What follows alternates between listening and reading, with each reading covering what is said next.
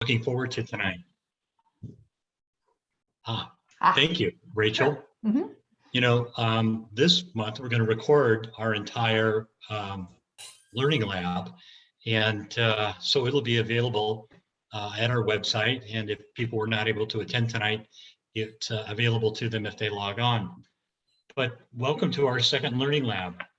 Let me just go over some ground rules. Our learning labs are designed to provide from beginners to pros useful information in about 75 minutes. We're going to work to complete the learning lab by 8:15. You're going to have an evening that goes after this. Our topic tonight is about taking group photos. This can be celebratory, such as a wedding or chaotic travel or holiday photos. There's much to know about how to make everybody in the picture look good. By virtue of your interest in the camera club, it may be that you end up being drafted voluntarily or not to be the photographer for the group or the event. Tonight, we're going to have a wonderful opportunity to hear from our colleagues in the camera club who are not only just talented photographers, they have extraordinary experience. Our speakers tonight are Rachel Rosenthal and Douglas Cooper and Shelby Sharie Cohen. So the framework for tonight's discussion, I'll keep this short, is that obviously we're meeting on Zoom and it's best to use the chat room function as we move forward because we're now up over 21 participants. So it's hard to have a conversation with 21 people. So if you'd start by posing your questions in chat room, I'll work to get to you. After each one of our speakers presents, we're going to set aside some time. Rachel will speak for 20 minutes. We'll set aside time for you to ask questions. Douglas will be speaking for 10 minutes. Again, we'll set aside time. And then the same is true with Shelby. So for those of you who don't know, and I know Rachel's our president, and many of you have had a chance to know her and speak with her in person, you'll realize how talented she is. But if you haven't seen her website, I am encouraging you to go look at her website. I went and I was blown away by the depth of the experience. And if I were to try to summarize it now, I would not do it justice. She has an extraordinary breadth of experience. And if you don't know this about Rachel, she's already been to over 60 countries on the planet. She's taken photographs on all continents except Antarctica, but that's high on her to-do list. She also intends to go to Papua New Guinea, Bhutan, take pictures of penguins. There's just no limit to what she's photographed and where she's been. But she has an extraordinary talent for making her subjects real and present in the moment and in the photograph. So I'm going to stop doing so much talking and turn it over to Rachel. Okay. All right. Well, thank you, Kent.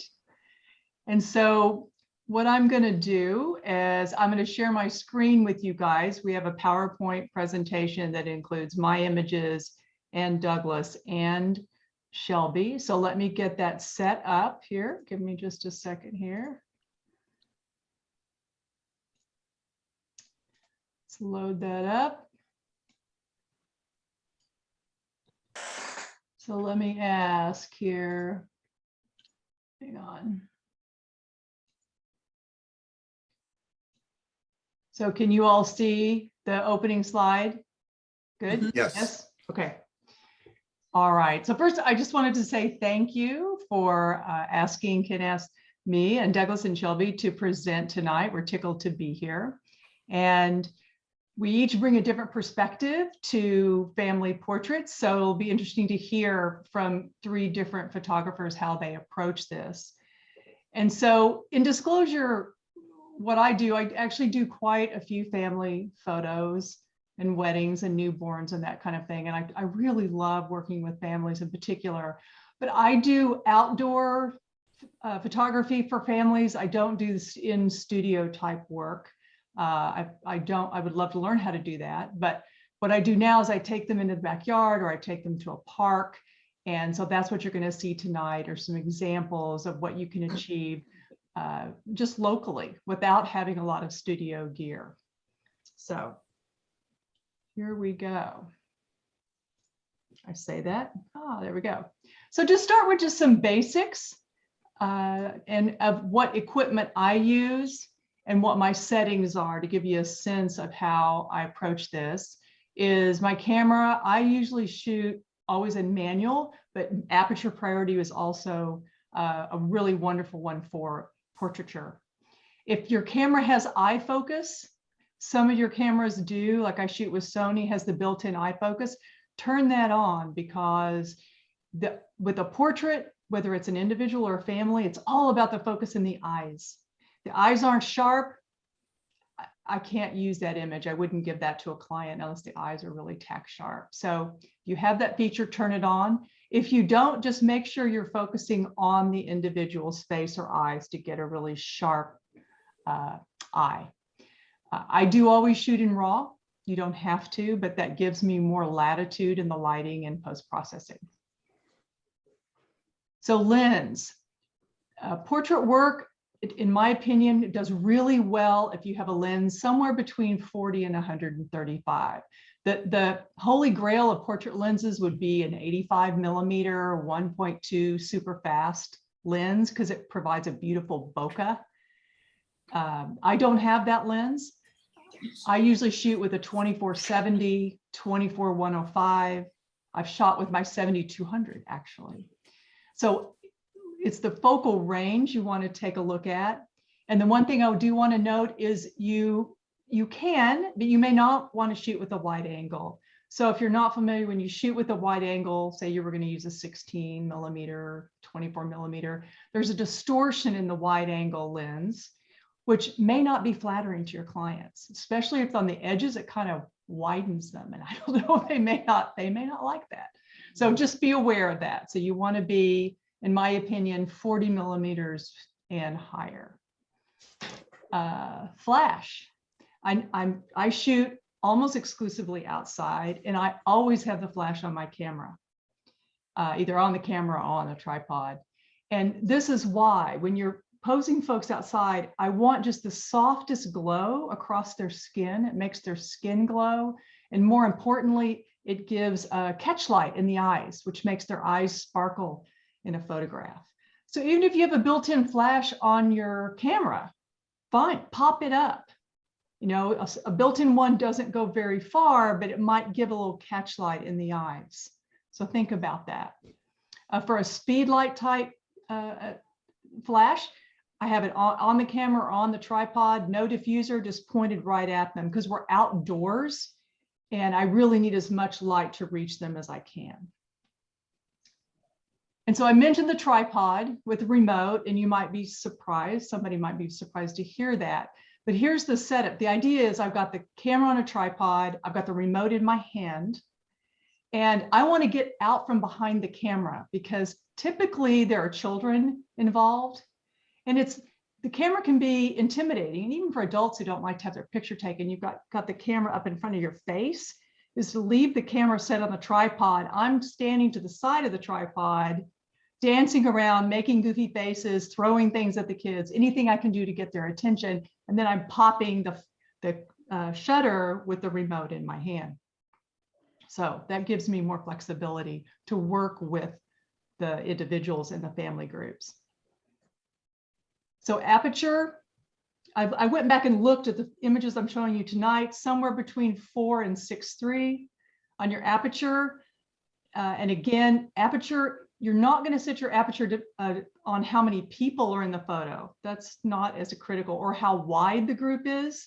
It's how deep the group is, because you want to watch your depth of field. So be really careful, because if you're shooting at, say, f4, and you're only 5 feet away from the individual or the group, your depth of field is only like 8 inches. So you might get the first person's face, but the person behind them will not be in focus. So if you step back still at f4, and I'm 12 feet back, say 20 feet, come back a bit, your depth of field is 12 feet. So be careful how close you are to the group. And if you're super close, you want to use a smaller aperture or larger f-stop. So that's just something to be aware of. My shutter speed, all the ones tonight are between 1/125th and 1 say 300, 400, something like that. I want a slower shutter speed so I get the ambient light from the beautiful area that's behind them. So an ISO as low as you can go. The lower you can go, the less noise you'll get. Okay, everybody okay? Okay, Kent will shoot me questions if there's something in the chat. I will. Okay, so Let me encourage everyone to use the chat and pose your questions. Okay. All right, so picking a spot, the location for these images. Here are some of the things I'm looking for. And typically we're at Thanksgiving dinner or Hanukkah or Christmas. And I don't know about you guys, not everybody's really excited about having their picture taken. So the idea is to make it as easy on them and quick as it can be, because they get frustrated, some of my folks, pretty easily. So I scout a location. So while they're having drinks or appetizers or whatever, I'm out walking in the backyard looking for a good spot. And I want something simple, simple background, a fence, greenery, rock wall, something like that. Nothing too busy. The most important thing is I want solid shade on their faces, and preferably on all of them, as you'll see in some of these images. No model light, that just doesn't work. I can't fix it in post. So simple background, solid shade. If there is sun still up, then position the folks where the sun is behind them and you get this beautiful hair glow. And I almost always try to shoot in the late afternoon. So here's an example. We're having dinner. Again, I've identified this in advance. We go out to the backyard and it's beautiful late afternoon. The kids have been fed. They're in a good humor. Everybody's a little more patient, and just set them up and took about 3 shots. And this is one of those 3. Okay. And this is the tip for everybody. I usually find the position, then I will get the tripod set up with the camera, check my histogram, make sure the flash works. If I have a teenage girl, they love to have their picture taken. So I'll ask the teenage girl to come out and be my test subject. So I'll set her up there, take some images of her, make sure they look right, come back into the house or to the group and give them a 10-minute warning, because ladies like to have their lipstick on, check their makeup. If we have a chance to change clothes, solid colors are preferred. And large prints, not so much. And I grab toys for the kids. So could be feathers, squeaky toys, have a song in the back of your mind, anything as silly as you need to be to get the kids to look at you. So that's what I did here, is got them out there. The kids were in a really good humor. I said, give your mom a hug, and they just laid into her. So that it was a very natural look. Here's another one. This is from 4th of July. Group of folks were having dinner at our house. Light was beautiful. Again, kids had had dinner. Everybody's in good mood. We just said, sit down. There's not a lot of direction here. Sit down and let them do what feels comfortable to them. And that's another one. If they feel uncomfortable, you can see it in the photo. So just have them be really comfortable. And I might move a hand or two if it looks too awkward. But again, light here is behind them, so you get that beautiful glow on the hair. Okay. And the whole idea with all of these images is I tell the parents or the adults in the scene, you look at me or look at the camera. I talk to the kids. And so I have to trust the adults. I'm not watching the adults. I'm only watching the children and trying to pop the shutter when I get them to look at me. Same thing with the dog. If they bring a dog or a cat or an animal of some type, I need the dog and the children to look at me and have the adults stay looking right at the camera. Another huge tip that makes a big difference to me is you've got somebody who's not going to be in the picture to stand behind me. A, they can be crazy too to get everybody's attention. And B, I want them to look for, is there like a shirt pulled off to one side? Are shoelaces untied? Scanning for things in the image that would be great to fix them before I take the image rather than trying to fix it in post. Okay. So next, how do you get them into position? So I said a minute ago, it's about being comfortable. I want them to look relaxed and feel relaxed. And my two basic lines I tell everybody is no straight lines. You cannot, people instinctively just stand in a straight line next to each other, shoulder to shoulder. You can't do that. And I don't want to see the soles of feet or shoes. So I position them so that neither of those things occur, or I certainly try to. No straight lines sometimes mean we're using a stool behind somebody or a wall where they can lean up against a wall and get some kind of variation in folks' height. Stagger their heads. The head should not be in a straight line. And I'll show you what I mean by diagonals and triangles. That's what you're trying to create with the grouping. And here's an example.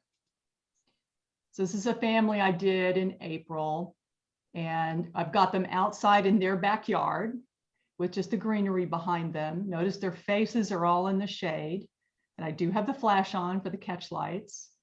And I had them hold the baby, but so if you look at the shape between the baby and the parents, it makes a triangle. Yes, the parents are at the same level, but it makes a triangle. So I felt that that worked. Rachel, Yeah. ordinarily, are you encouraging your subjects to look at the camera? Yes, I absolutely am. So I'm telling the parents, you guys just look at me, and I had a long feather that I'm at the baby, and then being really silly trying to get the baby to look at me. So, because they can't see the baby below them. Is there a particular flash that you use, Rachel? I have the regular, I use a, what do I have, David? A Godox, like a speed light flash. Yep, that's what's all of these were taken with.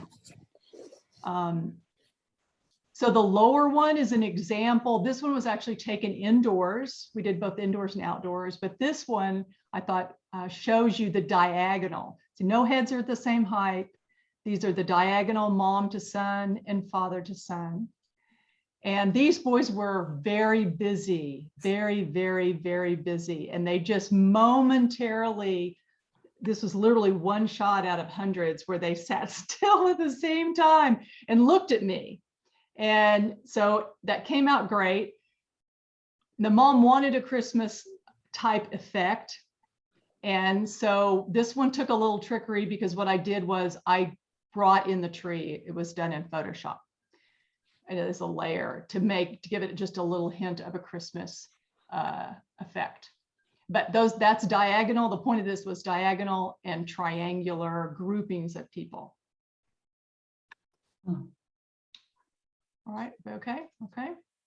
So here are some examples again. So here, this is the brothers of the previous young couple. Is notice again, same thing out in the outside, outdoors in their backyard. You have the triangle between the child and the parents. Parents are looking at me. I'm ferociously trying to get that little girl to look at me because she asked for a nap as we started the session. She was so tired and crying. And so another tip that worked for her is I said, Mom and Dad, swing her. So just swing her up and down to get her kind of excited and spin her around. She loved it. And then we plopped her down and got that one image. So she was not in the mood to have her picture taken that day, but we at least got something. So that's. Why is that blank? Let's try this one. Okay. All right. So here, larger groups. This is the image that we began the presentation with. And so things to think about when grouping families or more people is that if an individual is weight sensitive, typically they like to be in the back versus in the front. So I usually position them or ask them where they'd like to be, and they'll usually volunteer, no, I want to be in the back. Taller people in the back, same thing. And as people stand, notice their legs. You don't stand flat-footed, especially for the ladies. What you want is your weight on that back hip. And you can see that these ladies, their weight on that back hip and then turned at a slight angle. That's very flattering for women. And for guys, it's always, what do I do with my hands? What do I do with my hands? What do I do with my hands? So great for guys, put it in a pocket, hook a thumb on your belt. This guy's holding his wife's hands. That works super well. And also I group people by family. So this is mom and dad in the center. And this is their son and daughter-in-law on one side. This is a daughter and grandson on this side, and then a single daughter there, so that there's some natural cohesion to the groups. And you'll also notice mom and dad, I always have them in the center, and they make a V. So they've rotated together towards each other.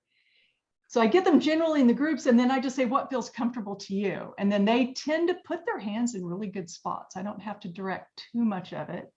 If I do, or need them to move so I can see their faces, I've actually gotten really good feedback from folks that it's easy to follow me, and I just use my index finger. I know you can't see me, but maybe after, is I just point, move to the left, move to the right, and people will just automatically follow the finger back and forth until I get everybody spaced where I can see everyone's face very clearly. Okay. Here's another one, a family group. So again, things to point out on this one. They chose to wear matching colors, which was fine. I shot this with a 200 millimeter, so I'm way far back because I wanted a nice blur to the background to this. This is taken in Hawaii. And the women had the weight on that back leg, turned slightly, kind of pointed front leg, which looks really good. And he's got his thumb hooked in that pocket, and she's got her hand in her pocket. And then I just let them lay into each other and see what felt comfortable. Okay. All right. So what else? I guess my biggest tip is you just have to be goofy. You really do. You have to be silly, because they're not relaxed and you want them to be relaxed. So giving them lots of positive feedback, that looks awesome. That's exactly what I wanted. I'm just constantly talking to them. And then working the kids, and if there's any pets involved, trying to keep their attention focused on me. And so typically with the kids, I promise them at the end, they can be as silly as they want to be. And so what I'll let them do, these are 3 boys that were, again, very busy. I said, okay, you can do whatever you want to do. Well, can we jump up and down and take our picture? I'm like, yes, you can jump up and down. And then they want to look at it on the back of the camera, or race around the yard to see if I can actually take pictures of them racing around the yard. So that makes them, the younger kids, pretty happy. And then on the left, that's the Rosenthal gang, who's had their picture taken quite a bit. They get to be goofy at the end of every shoot, so they can be silly. So that's actually the end of my presentation. How'd I do? Did I do? It was scary how precise you were with the time. I could see where you were going. And I was going to give you the 2-minute prompt, and I go, no, she's going to do it to the second. It was perfect. But there were questions, Rachel, and I was hoping I could ask you about some of them. Sure. There were questions about eye focus and where it could be found. I think David Wong answered that question, but I don't know if the answer that David gave is true in all instances. Is there a particular place you find eye focus on your camera? Well, I have a Sony, so I need somebody who's a Canon or Nikon to speak up, because I don't know on those models. But on the Sony, there is a setting in there for people, for animals. It finds animal eyes, and the A1 actually has bird eyes as well. So you just scan a scene of people, and it actually puts little green dots on their eyes, so you know you've got the focus on the eyes. I don't know, does Canon have that? Anybody jump in? Canon or Nikon have eye focus? I don't know. Could we talk about what eye focus is? That is, as a subject, I'm a blinker, and I don't mean to be, okay. But I just end up being the guy whose eyes are always half closed. Is there a technique to avoid that, or does eye focus do that? Eye focus finds the eye and sets the focal point on the plane of the eye. a technique to help you not to blink, or I don't have a trick for that one. Can I speak up, Rachel? Yeah, please do. If you've got I have something, go for it, Douglas. I have a trick for that one. I am aware that blinking is a problem for a lot of people. And so at the lower level, I'll just say, hey, everybody, I'm going to snap the picture on 3, 1, 2, 3, and click. And most people can plan ahead for that. I found that severe blinkers, I asked them to count 1, 2, 3, and then click it. And that's worked really well. Oh, that's a Great idea. That's a great Terrific. idea. Well, that actually, thank you, Douglas. That reminds me too, as I said, you always want them in the shade. Well, if you ever get into position, and I don't know if this would work for this as well, where you really have them in the sunlight, what you can do in desperation mode is have them all close their eyes and stand there with their eyes closed. You count to 3 and at the count of 3, open them. So 1, 2, 3, they open and I shoot. And that actually works relatively well. It's not ideal by any means, but it does work. I don't know if that would work for the blinkers to close and then open. I don't know. I think that's also a good technique. Okay. You know, another question that was posed, Rachel, was about shooting subjects who are wearing white shirts. Is that a particular challenge? It is. I do weddings too. Same with the bride, all in white. It's tricky. I really, really watch the histogram, and my camera, and I'm guessing many of them have they call it zebra stripes that shows when you're getting close to blowing your highlights. And so I ratchet that down to make sure that I don't lose detail in those highlights when I'm shooting with white shirts or anything white. That's a tough color to shoot accurately. Mm-hmm. And when I'm working with a group, if I get a chance to comment on their clothing, I say I would appreciate it if you didn't wear any stark whites or black blacks, but whatever happens, happens. And then I make the best of it. Yeah, good I point. do the same thing. I say, what other colors do you have? Yeah, right. And then if you have time in advance and they're open to it, I say you guys choose solid colors that are in the same kind of family or complementary. So this one family that I started with, they chose fall colors. They're all solid, but they did look good together as a group. They don't all have to match. They used to be a thing. I don't think it's a thing so much anymore, but they should complement one another, but not white or black. Yeah, Shelby, I agree with that. Is your Godox flash on your camera or is it on the side on a tripod? Depends on I do both. So if it's for moving locations, I'm just holding it and it's on the camera. But if we're set up in a backyard, like some of these other ones, it's on a tripod and it's the camera flashes on the camera on the tripod. Okay. And I've got the remote in my hand. Okay. And then I just crop the image afterwards to get the right. You know, one of the questions I was hoping to ask all 3 of our presenters tonight, but maybe I could start with you, Rachel. What is the most challenging group photo you've had to take? It'd be those 2 young boys on the look Christmassy one. It was 4 hours to get 10 images. They were very active, would not stop moving and would not look at me. They were perfectly sweet boys, just super active. And I do them every year. So last year, in exhaustion, about hour 4, they fell asleep on the floor. And so I moved them so they were snuggled up. I should have showed them snuggled up together, sound asleep. And I crawled up on a chair and shot them from above. And it was the parents' favorite picture of the whole shoot. And it was just, again, desperation. To get a picture of the 2 of them, they wouldn't sit still. They wouldn't look at me. So once they went to sleep, it worked like a champ. That's terrific. Yeah. So, I'm not seeing any other questions in the chat, but Douglas, were you going to say something? For a challenging group photo, one of my experiences was before I came up here, I did 300 weddings in the Bay Area, and a lot of them were Latino weddings. And it's part of the Latino culture for men not to smile. And I was not able to overcome that. I have all sorts of wedding party photos with all the men kind of looking stern or scowling. Oh, Hmm. And for me, I photographed preschoolers, like 30, 25, 2-year-olds, a whole group of them, 3-year-olds, 4-year-olds, 5 years olds. So I got the camera on a tripod and I had this diffuser out and I got puppets, and the moms wanted to be there. So I would go puppet crazy and do a puppet show.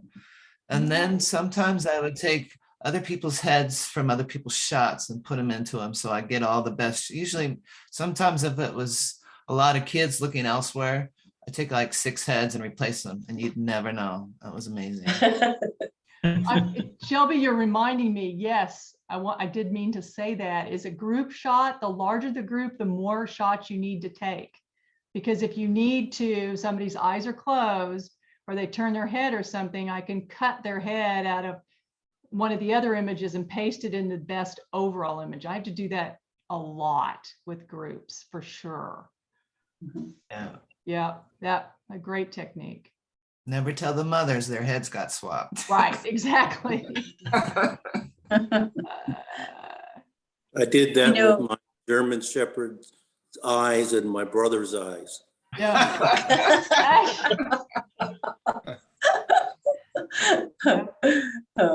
I'm thinking, Kent, maybe you can give people time to percolate with that one and see at the end of, by the time Douglas and Shelby are done, if other people have funny, challenging or interesting, challenging photos, because, Yeah.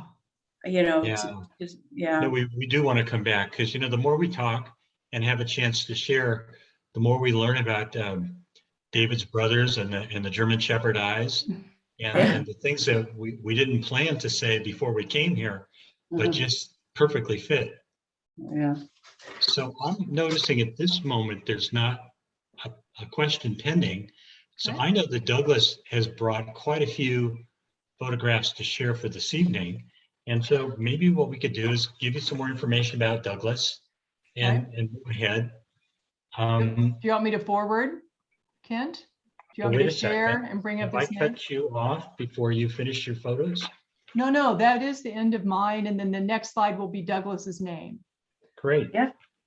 Sure, Okay. let's, Ready to do and that? then let me share with you some information about Douglas that you might not know. He's been a professional photographer since 1978. And one thing you might not know about Douglas is that for 4 years, he was one of the official photographers for Burning Man. He has been to every single Burning Man celebration since 1999. And so as a consequence, he's no stranger to group photography and high intensity emotional situations, like maybe a family get together or a holiday event. But among Douglas's photographic interests are night photography, exploration of light and shadow. He's offered a whole bunch of photos for consideration tonight. And so there's much more to share with you about Douglas. And I learned about an organization called Burners Without Borders. And that, after our fire season, that was a little scary. I had to caution myself. But let's turn it over to Douglas so we could consider some of the photos that he's offered up to share this evening. Douglas? Thank you, Kent. So next slide, Rachel. I have a playful beginning. I start with, is your family large? Next slide. Okay. Oh, wow. Is your family quirky? Next slide. Is your family skeptical of your photographic abilities? Next slide. This is a Christmas portrait I did for this family. It's a cloudy day, and clouds are your friends. You're going to get a lot easier lighting on cloudy days. And then I still am using a flash for the catch light in the eyes. And with this setting at the Empire Mine, I was able to experiment. I like this one best, but this is me kneeling down. And then I also have a little stepladder I take with me most of the time. Next slide. This is me up on the stepladder to try to make a fully green grass background. And it wasn't all there. I wish I was just slightly higher because the trees are kind of intersecting with their heads. So I like the last picture better. But still a cloudy sky. That helps a lot. Next slide. This is another family I did under a cloudy sky. They wanted to show the Christmas decorations, and I do regret how close the one bow on the left is to the young man's head. But other than that, things fell into place pretty well with this picture. And next slide. And if you don't have the cloudy skies, I did on this day, but in general, if you don't have the cloudy skies, one of your options is studio lighting. And I know most of you aren't at that level yet, but it's not as difficult or strange or complicated as you might think. Feel free to start exploring in that area and ask some questions of the more experienced people in the club. So this is my studio lighting system with an umbrella both on the left and the right. And this was really helpful in getting the family dogs in the picture. Next slide. Same setting, same time. And again, they wanted the poinsettias in the background, and they're a very dominant part of this picture, which I have regrets about. They're kind of competing with the people's faces for attention, but it was what they wanted. So I got a picture for them. Next slide. Now, I mentioned cloudy skies and studio lighting. This was a wedding I did that was high noon in June. And at Christmas time, you're going to have less trouble with a high sun, but you still can have sunny days where you need to deal with the sun. I tried to line the wedding party up in the sunshine and use my flash to fill and get catch lights and fill in the shadows. And I wasn't happy with this. So next slide. I went to the tiniest little part of shade I could find in this garden. This is St. Joseph's, of course. And because of the size of the wedding party and the relatively small garden, I didn't have many choices for rotating around and getting a good wedding party picture. That's what you saw in the last one and this one are the best two wedding party pictures I could supply to them that day. And that's just how weddings go sometimes. So going on with sunshine, let's go to the next slide. And this is where I felt I was able to control the sun better and use it to my advantage. In settings like this, I can ask the people to rotate to just the right position and get the sun to glance off the sides of their heads. If you get it right behind them, if I had a perfect sunshade that somehow kept the sun out, that would be the most pleasing lighting of all, with the sun creating a rim all the way around. But then you'll always get a lens flare, even if you have the world's greatest lens hood. So I've got the sun off a little bit to the side. You can see the shadow from the man's legs, and that points to where the sun is. The man in the middle had a little bit of a shiny head with not a lot of hair, and I got a hot spot there. But overall, I feel like this is a successful picture. And next slide is another example of the same thing, where I needed to work with the sun. I got the angle. I was pretty happy with this one. I got the angle pretty well. And yeah, the sun areas are blown out, but I don't think anybody would consider this an unsuccessful portrait. I have a fill flash that's lighting their faces, providing a catch light. And I like the way this one came out. I like the expressions and playfulness and spontaneity. So that's my images. I like a lot of what Rachel said. There was many good points there. Trying to think if I wanted to embellish on any of those. Are there any questions at this point? You know, Douglas, one of the questions that was posed related to your preference about the positioning of the camera, you know, above the subject, below the subject, straight ahead. Do you have a preference? All things being equal, I would try to get a little higher. It tends to make people less conscious about any double chins and makes them extend their neck a little bit. That's assuming it's not too much of a wide angle lens. You can have a big head and a little body tapering down to the ground. Rachel, I'm sorry. Go ahead. I can't see the chat, sorry, because I'm running the show.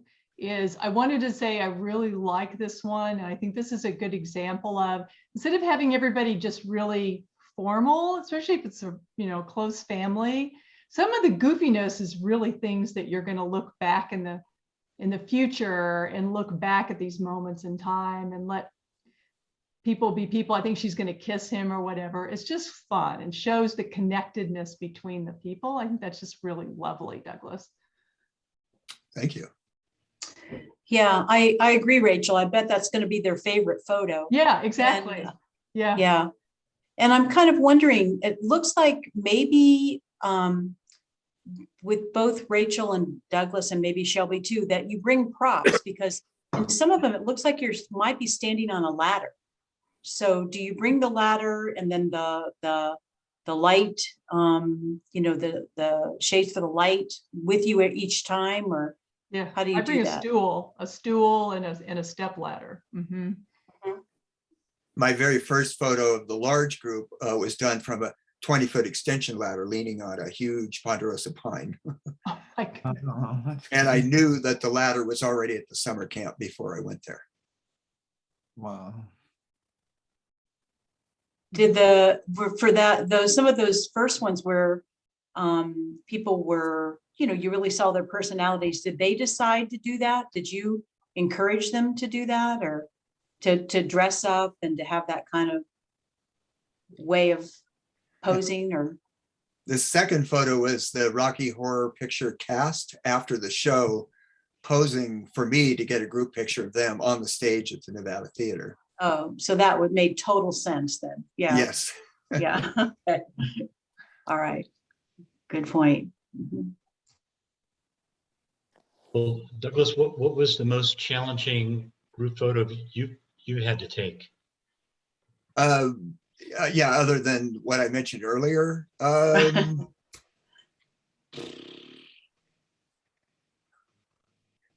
There's a psychology to group photos. I tend to have a voice that doesn't carry. It's pretty fascinating. I was married for a while to Beth Moore, and she's one of those people who can whisper and everybody in the room will stop and listen to her.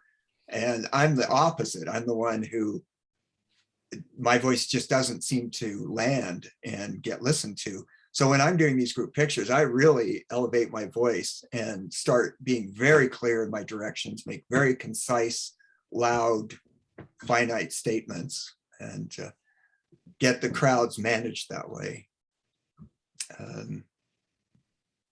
Trying to think of other specific challenges. Of course, children and dogs, I agree wholeheartedly with what Rachel said, is I also coach the adults just to continually look at the camera, and then I watch the children and pets, and then when they look good, I snap, and the adults just have to be ready.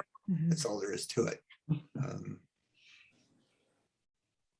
I give them moments, like they look for a while. It's like, okay, everybody, you know, shake it out, and then go back into position to keep them from getting too stiff, you know?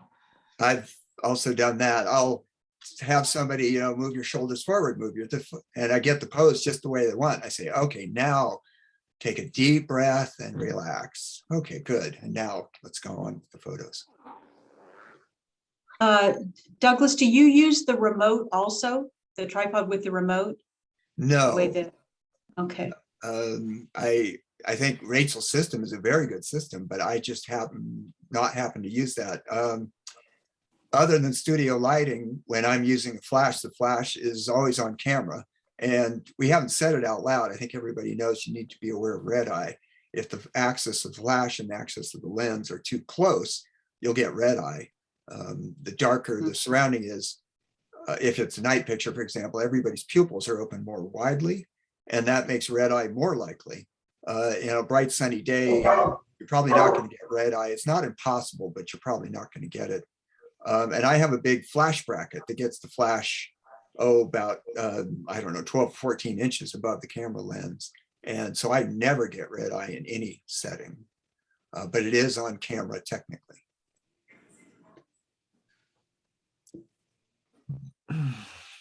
Thanks. Can I make a comment? Sure thing. I really like what Rachel and Douglas have talking about with it, but I think that in particular, I found that more so with video, because I don't have the flash going off, but but I like having the camera on the tripod and me being away, like Rachel talked about. And a lot of times I'll just talk to people and we'll make funny jokes, and they don't even know that I'm taking the picture. And I find that some of the best pictures are when they're thinking that I'm not taking the shot. And so by being away from the camera, you can do that. But of course, if you have the flash, they'll see the flash going off. But still, it's more of a candid if you're not, making them look at you sometimes. At least you can catch maybe 1 or 2 shots before they realize that, oh, they're actually being photographed. Yeah.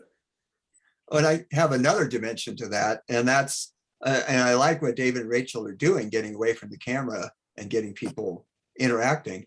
I've taught myself over the years that when I see a child in public, I can play peekaboo with my hands, and the children love it. And I realized when I was doing portraits of children, my camera can be that block, and I will hide behind my camera and then peek out from behind it and say peekaboo, and then go back behind the camera, and the children's eyes are just sparkling at that point. And I can click the shutter when I'm behind the camera. So that's worked really well. Do any of you use the rapid shutter speed where it's taking multiple pictures very quickly to try to Burst. catch that? As fast as a flash has to be able to keep up with it. Yeah, I'd love to. And the Godox does a pretty good job. It'll fire off a few and then it can't recharge fast enough. I don't know what Douglas or Shelby do, but I try to. Without flash, I can shoot as much as I want. Right. And Shelby, do you use burst rate?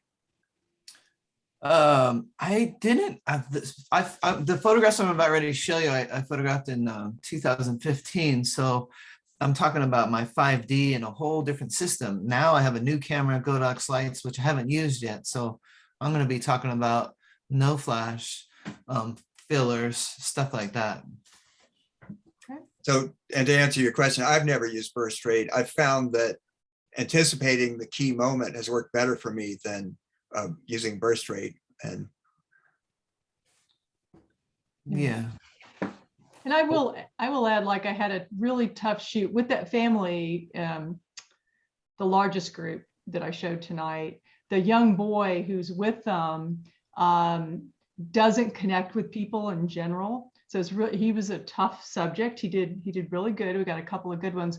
But after it was all over and I had them disperse, I just followed him around as he climbed on rock walls and ended up getting his mother's all-time favorite picture, because I used my 7200 at 200. I'm back away from him, no flash. And I just shot him as he walked up and down the rock walls at Empire Mine. And he was very relaxed and ended up just looking up at me at one moment. And that turned out to be a really good shot. So getting him out of that formal setting was a good thing. Well, what I'd like to do now is shift and give Shelby Sharie Cohen an opportunity to talk to you about the photos that she's brought for this evening. But I wanted to give you some more information about her first. She's been a professional photographer for 48 years. Oh. And she's been taking as many as 950 photos of children per year for many years. She's been a photographer for Associated Press, assigned to photograph the San Francisco Giants. She was previously employed by the Good Guys, and for 9 years, she photographed over 10,000 objects. Her photographic goal is to capture the essence of her subject. And this has even gone to the point of balancing chakras. I'm still struggling with my ISO and f-stop, so chakras are way beyond me. But let's go to Shelby and take a look at some of the photos she's offered for this evening. Shelby? Thank you so much. Next slide. Okay. So to tell you a little story, this is Baby Archer. And how I got to Baby Archer was when I photographed, I think, 6 preschools in the Bay Area when I was 25 to like 32. I photographed for this guy named Peter Yared, who's a very well-known person in San Francisco that created a lot of software. And he bought 3 gift certificates for 3 different families because he loved my photographs so much. He probably still has a little wallet that he has in his pants, and so do many other parents, these little wallets that I sold them. So these are the Baby Archer's family. And so out of this, he bought this gift certificate, and they took upon that, and they also bought 3 more sessions after that. So basically, this is shot natural light. This is shot on the 12th floor in San Francisco. This photograph was photographed 6 years ago tomorrow from this day. I was like, I looked at my specs, I'm like, wow, tomorrow will be 6 years. And now I believe he's 8 or 9. This photograph was shot at ISO 1600. It was shot on a 2470 lens at 68 at f3.5 at 1/640th of a second. And it was shot in aperture priority. I don't know if I did with these particular images, but I do like to go, since I used the diffuser a lot of times when I did portraits in San Francisco, and I'd go in and I make the eyes a little bit blacker and a little bit whiter. And it's kind of like using a flash, but you go into Photoshop and you make them pop more. And I've even gone and make people's eyelashes a little pop out a little bit more. So let's see. So what I've done for all my clients that are little and families is I use a really high voice and I use puppets. And I ask them like, well, I love your red. Is that a red? And I get them thinking about colors, and they just forget that I'm photographing them, especially when you're photographing like 3 and 4-year-olds in an hour and a half, you know. So I usually sit down on the ground when I'm photographing little kids. But for this instance, they brought me into their bedroom, and they had 4 or 5 different little outfits. And so what I did, which I feel is really successful, is to go to the client's house and ask them what they want. Like I always ask what the final product is. So for their final product, next slide, they bought a 30 by 40 of this. And they bought a linen picture book that I made at Bay Photo. Both of these things were made at Bay Photo.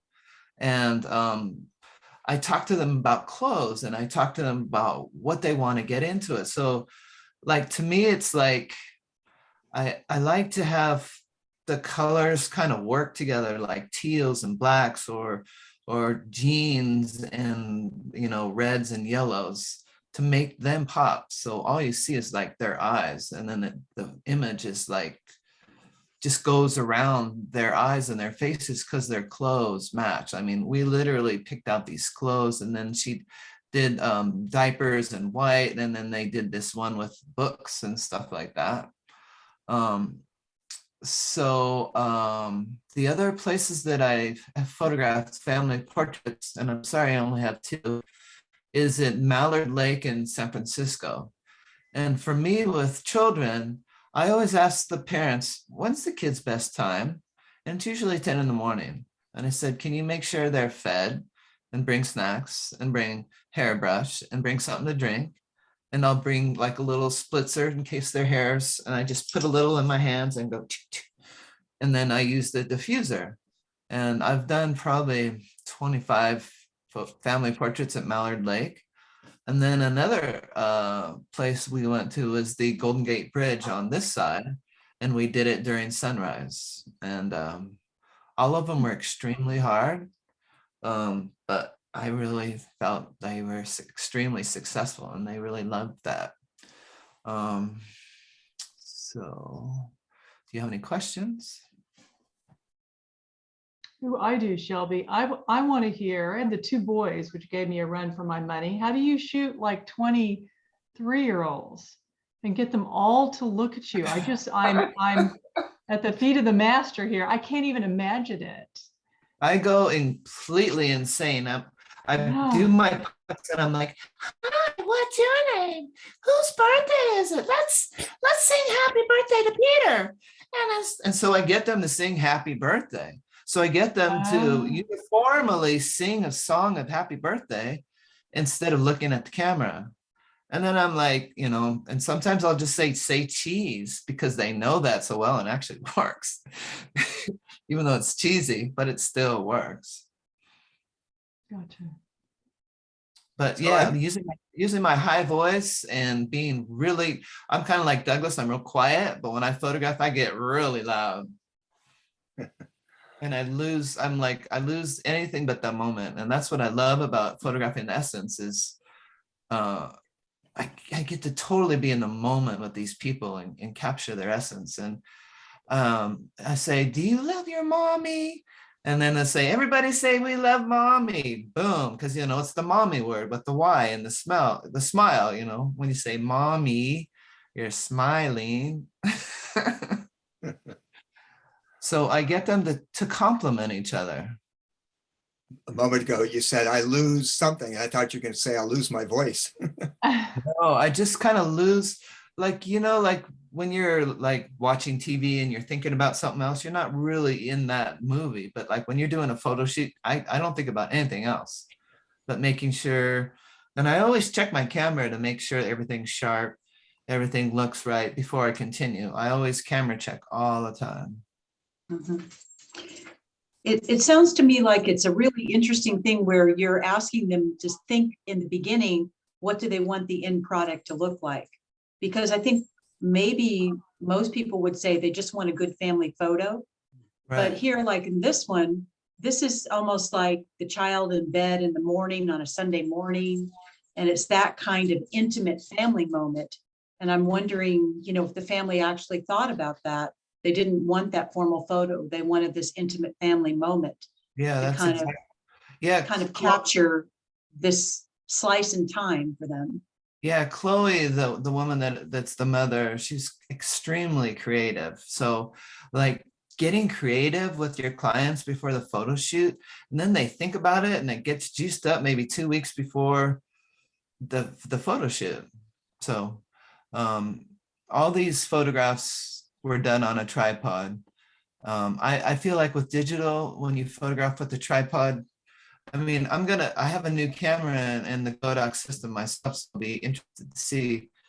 And I have the eye thing, what I could do on or off tripod. But for me, I don't know. I'm gonna have to see what happens with my new camera.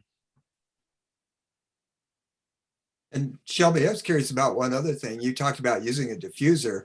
Are you talking about out at the lake? Are you talking about diffusing the sunlight hitting your subjects or diffusing another So light? I had this, I don't have it anymore, but it was like 7 feet long by 3 feet. And it was this white diffuser thing. So you kind of put it up a little bit and it somehow, and it depends on the situation, whether it works or not. It pops, it loses the shadows underneath their necks and it puts in this really soft white light. So I've been using as a reflector. As a reflector, yeah. Okay, got it. And I do that a lot with the kids' photographs too. Like I'll hide behind the diffuser and I'm like, oh, what's on your nose? Boom, boom. You know what I mean? So I like the kids say, it's like this one preschool in San Francisco, Phoebe Hearst, they said it was like a movie because I went from one little structure to the other and I'm like, let's go over here and climb up this ladder and do this. And they just follow me around. They're like, look at me. And they just get into it.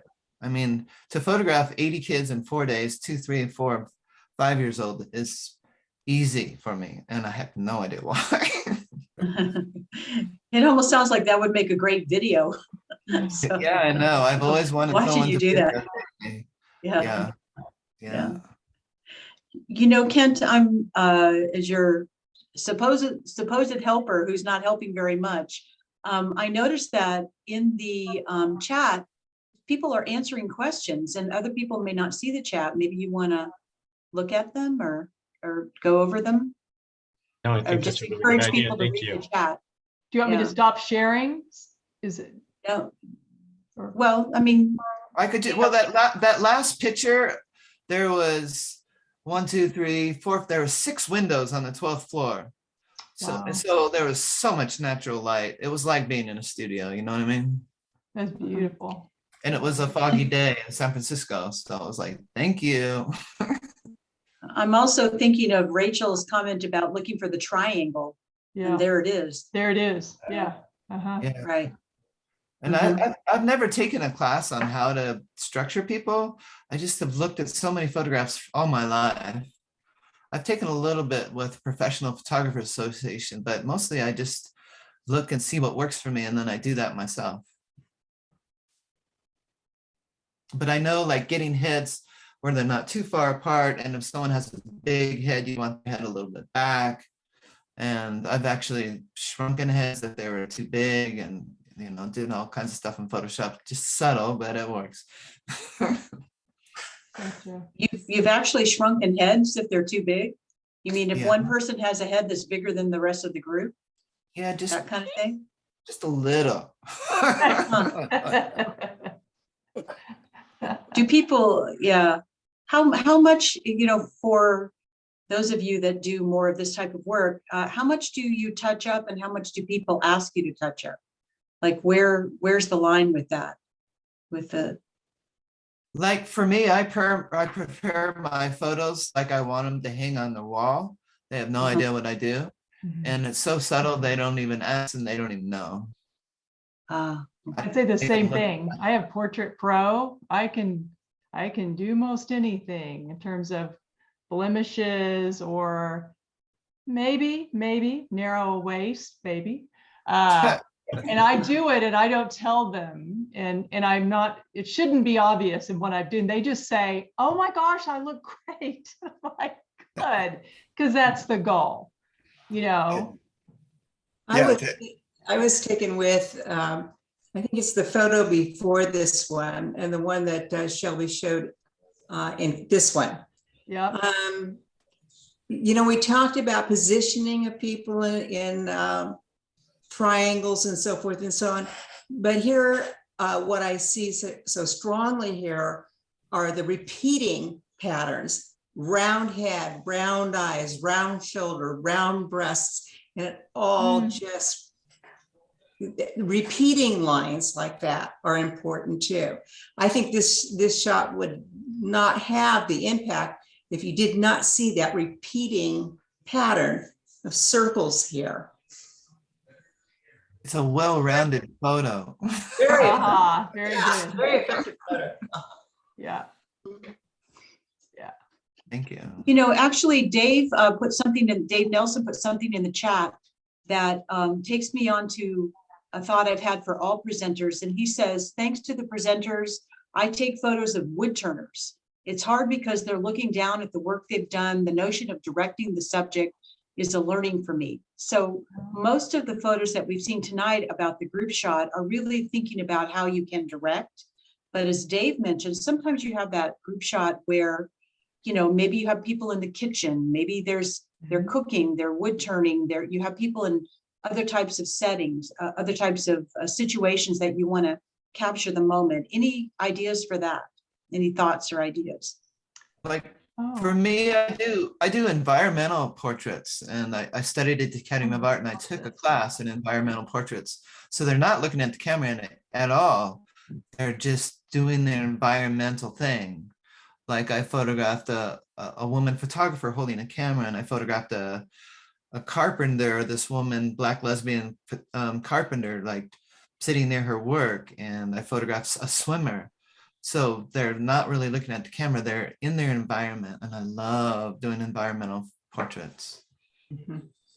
And I'll say when I do, like if I'm shooting people at home or they're busy doing something, like Steve cooking, which he does a lot, is I'll give them a cue. I'm going to take your picture. They're working away and I just talk to them. I'm going to take your picture. And then when you come to a place that you could stop, just turn and look up at me if you would. And so they'll be doing their thing, and then I'm ready. And then they just turn and look up at me, and I, pop a couple of shots off, and then they go back to whatever it is they were doing. If I want the eyes, which typically I do for my shots, but yeah, I like what Shelby's saying too. Some of the really cool ones is when they're not actually looking dead at the camera. too. So, Mhm. And portrait sessions have a psychology to them. There's expectations. It's really pretty fascinating when you look at it that way. If I was photographing a wood turner, it would seem that that photograph would have to be of the wood turner continuing to look down. And then I might have the camera near the floor and yeah. adjust the lighting accordingly and be looking up at the wood turner and get the wood in front, the wood turner's face behind. It's exactly what I was thinking, Douglas, is go down on the floor with the what's in focus, what he's turning super sharp, and then a less sharp face focused on the work with the spinning wood. That sounds fascinating, Dave, actually. A little Yeah, it difficult to does. do, but it could be really cool. It seems like a difference in the perspective of taking a picture of someone turning wood versus taking a picture of a person who is now doing this activity. So the person doing the activity is where you might want to get down and get the face, get the eyes, get them looking, momentarily at you, versus the wood flying, and maybe, it could be anybody. So you almost have to figure out, is that what I'm hearing? Like, what's your picture going to be about? Yeah. Well, there's both aspects. The ones I'm talking about that are so hard are people have turned an object and they brought it to show, and they pick it up off a table and they look at it with their head down. And I'm waiting for them to get their head up so I can get a decent shot with their eyes in it. But there is also active turning going on as part of the meeting. And it's hard because they put very harsh lights on so they can see what they're doing. And so if anybody wants to come to one of the meetings and give me some advice, let me know. I'll So- come check it out, Dave. It's not entirely clear how much chance you have to direct them. Sounds like maybe you're just grabbing shots as a candid photographer, not really directing. Well, that was kind of what I woke up to during the course of this thing tonight, because I should be telling them a whole lot more about what position to take and where to look. And Yeah. what And I'm if doing you can right do it- now is I'm waiting for a person who's spending 3 minutes talking about something they've done to look up once so I can get a shot.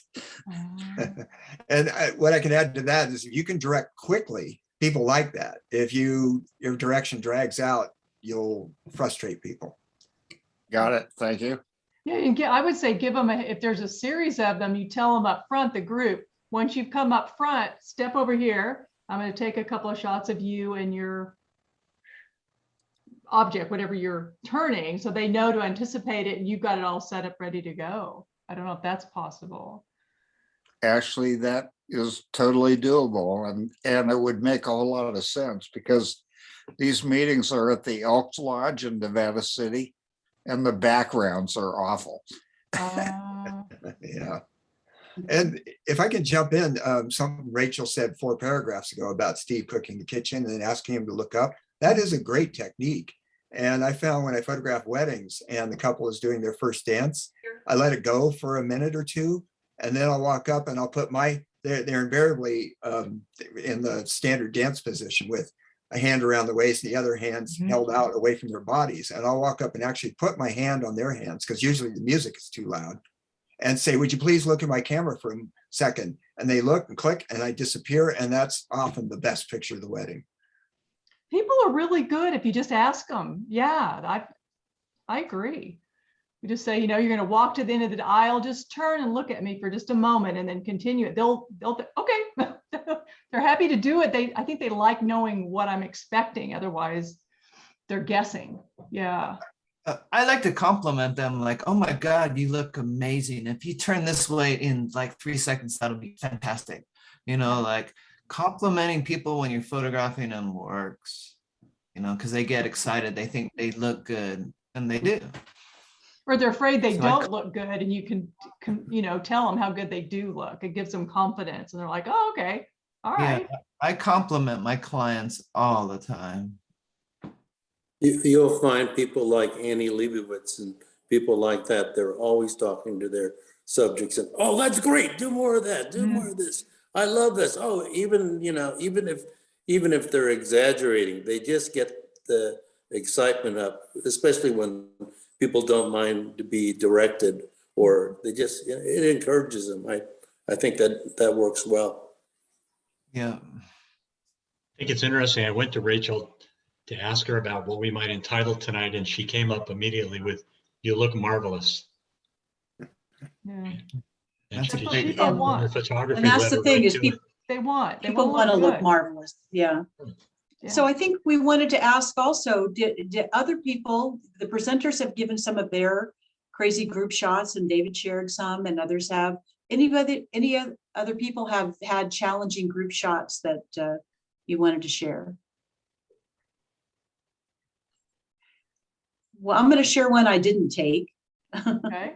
But it was when Kent was retiring from his position. And maybe I shouldn't say this because this is going to tell his occupation, but he was just a judge. And it was during COVID, and they wanted to do a group shot. And so they had to Photoshop every judge in as a group shot in front of the courthouse, 50 people. Wow. And it was bizarre. Some people looked tall, some people looked short. It looked like they mixed up the heads, and it was the strangest group shot I've ever seen. So with COVID, you know, and the Photoshop just gone too far. Crazy. So I've heard they do that with like baseball teams and stuff. They shoot the children, the players individually, and then there's a software that puts them all together in rows. So every child's face is the same lighting, and it's clear, and it's assembled into this really, team photo. Yeah, for like karate or baseball or children. Wow, I didn't know that was a thing. I've seen Well, that this photographer, recently. maybe they should have just fired this photographer then. So It was a problem that one of our judges, who was 6 feet 6 inches tall, was smaller than a judge who was 5'2". He couldn't have been happy. It looked like a nice photo, but those of us who knew the actual height of the people just shook their That's heads funny. and said, "This can't be true." Huh. If So we're we're, down to 3 minutes remaining for our 75 minutes. And I just wanted to make sure that everyone else who was attending, if you had any question at all, I really wanted to encourage you to ask it. And I'll say too, afterwards, if something comes up as you get closer to the holidays, I'm sure all of us, I mean, we'll be happy to answer questions about different situations. So. and I have to tell you, this has encouraged me as I think about gatherings with friends and family. I'm going to be much more directive, Yeah. you know, and I think I hadn't actually realized that was needed. You know, you just can't wait for the spontaneous shot. You have to take charge. Now you have to kind of So, mhm. herd the kittens, as they say. Yeah. Yeah, thank you. Anna and I had a question for Shelby that was in the chat, but we were wondering if she does use a tripod for those portraits, or typically are you hand holding? Those portraits you saw were done with a tripod. And I was saying with digital, it seems best right now. With my new camera, it might be a different experience, but tripods always make things, you can get the lower ISO, you can get everything you want with tripod. It can get set up exactly how you want it, and it'll be processed perfectly. Gotcha. Thank you. so I have a comment about directing, and at weddings, the photographer has to direct to a certain degree. At the end of all the weddings I did, the couple would tell me, "You did a great job and you were so polite." And I'm wondering, what are the other photographers doing? And of course, you heard of the stereotypical photographer who's just rude and bosses everybody around. And that's too far off in the direction of directing to a fault. And there's a balance to it. Yeah, for me, I'm very, very polite, and I treat people like they're my family. Very nice and encouraging and complimentary, like I said. That always works. Who wants a bossy photographer? And I just remember one other tip I didn't share yet, as we have 1 minute left, and that's photographing usually one person. If it's feeling a little stiff and you're not getting them very animated or in their body, or live, I'll have them face away from the camera and I'll say, I'm going to count to 4. And on 4, I want you to turn around real quick and find the camera lens with your eyes. And I'll say 1, 2, 3, 4, and they spin around. And I don't actually click on 4. I click when I see their eyes. And that brings a lot of life into some individual portraits. Nice. Huh. Okay. Hey, Rachel, I have a question for you. How do you get your clients? Like, I've moved up here and I haven't really found anybody that's like, I want you to do my portrait. How do you do that? These are typically either friends of friends.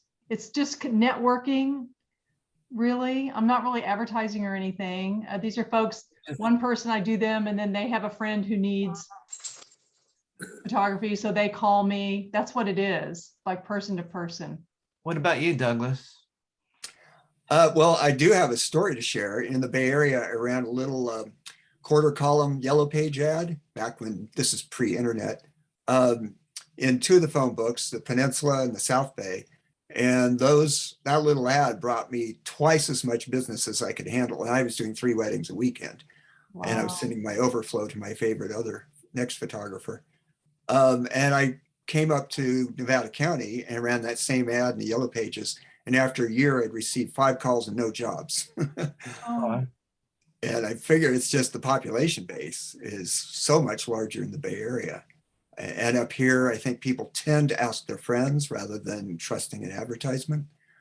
And I haven't pushed weddings, but since I've been up here, I've only done 26 weddings. I did 300 in the Bay Area. wow. And I have to guess on Shelby, if I wanted to push it, I'd push social media, which I haven't done, but I think that seems to be the way photographers are going to get work, or a Nextdoor. I see a lot of that running by on Nextdoor. I don't know how many jobs they're getting, but. Yeah, I've kind of done both of those, and it seems like there's young photographers and there's a few hundred of them. Yeah, And there's a people lot. seem to go towards the people that don't charge that much. Yeah. And I'd love to talk about that maybe at a later date. Like, this one woman says, oh, I charge 175 and I get 40 digital negatives for 4 hours. And I'm like, you're ruining the portrait business by doing that for people that are really well qualified that will not charge that. So to me, it's like, the question is, how do we charge, how do we advertise and get those people that are around here to want their photographs? Right. Well, say that Maybe I had a it's very, like- very family like friend another asked me to do their wedding, and I was like, oh, cool, I'd love to. I'm honored that you asked. And then I quoted her, and she's like, oh, we can't do that. And I said, well, okay, family friend, right? $1,000, which is not very much for a wedding. And they said, oh no, we were thinking $500. I'm like, oh my goodness, right? Yeah, This sounds like another learning lab on pricing yeah. and advertising. So, Because it's like we're so talented and nobody's using our not using my services, and I want them to. And I put up advertising here and there, but nothing's happening yet. So Wow. Well, I want to thank everyone tonight for showing up, and particularly our presenters, Rachel and Douglas and Shelby. Thank you so much. You brought so much information. There was so much I learned. And as I listened to the questions that were emerging from others, everyone learned something as well. And I just want to thank you all for participating. It was a wonderful evening for me, and I'm hoping to keep us on schedule so that when we have these encounters, we can pass along the valuable information, enjoy one another, and go back to our regular lives. So I wish you all the very best. If we don't get together as a learning lab between now and the holidays, I hope you all enjoy the rest of your 2021. And we look forward to seeing you in 2022. Take care. thank you. Thanks. Ken. Thank you. Thanks, Bye-bye. Kent and Diane, for setting this up. yeah. I'm going to end.